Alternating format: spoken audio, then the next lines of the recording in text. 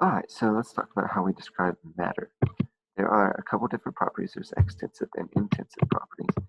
Extensive properties depend on how much you have of that specific matter. So mass is an example. The more you have, the greater the mass.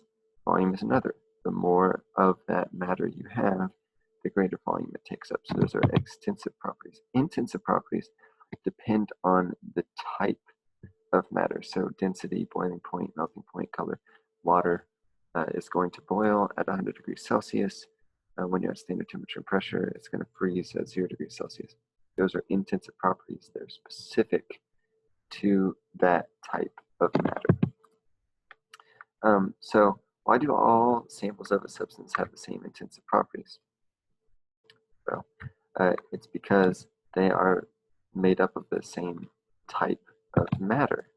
Okay, a physical property is a characteristic that can be observed or measured without changing the identity. So you can see it, observe it, doesn't necessarily mean see it, I guess, but you're not going to change what it is. So you're not going to react it, though we'll talk about that in a second.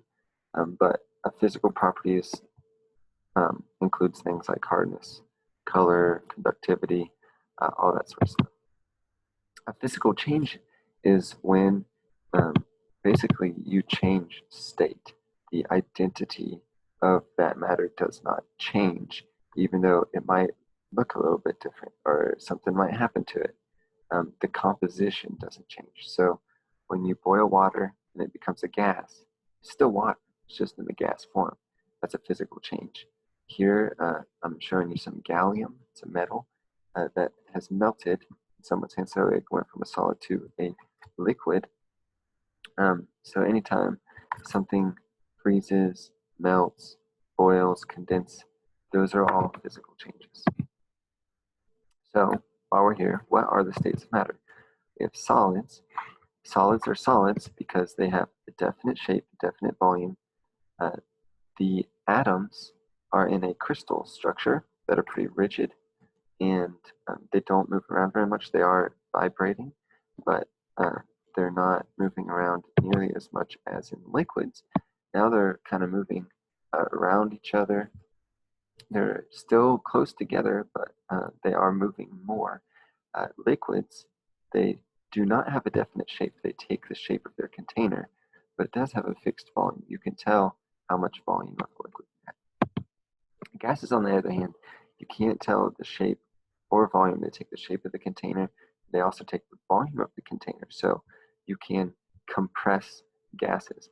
Though the atomic interactions of gases, they're very far apart, and they basically kind of we pretend sort of like the atoms operate on their own, and we'll talk about that more later.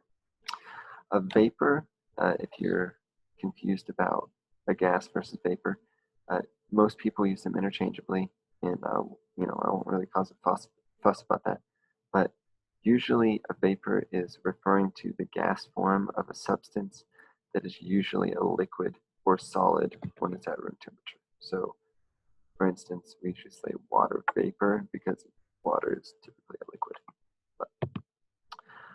So people always ask about plasma. Plasma is just a very high energy state of matter. We won't talk about it a whole lot, but basically atoms lose their electrons. They're just very energetic. The sun is made of plasma.